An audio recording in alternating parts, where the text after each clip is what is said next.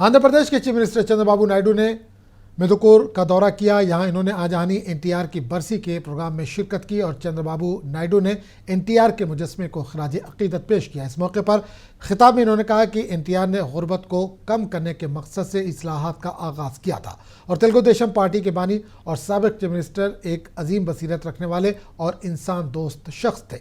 इन्होंने याद दिलाया कि एनटीआर ने ही नजरिया दिया था कि हुकूमत करने वाले हुक्मरान नहीं बल्कि खिदमतगार होते हैं।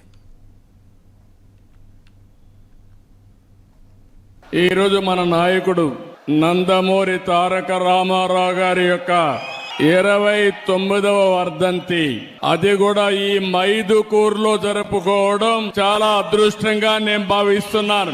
ఒక మహానాయకుడు, ప్రజానాయకుడు, తెలుగు జాతి చరిత్ర ఉన్నంత వరకు తెలుగు వారి గుండెల్లో ఉండే ఏకైక వ్యక్తి నందమూరి తారక రామారావు గారు.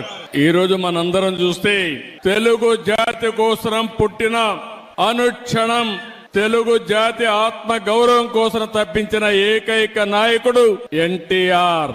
ఎన్టీఆర్ అంటే 3 అక్షరాలు కాదు, తెలుగు వారి ఆత్మ గౌరవం. ఇంకొక పక్క మనం చూస్తే పేదవాడి గుండెల్లో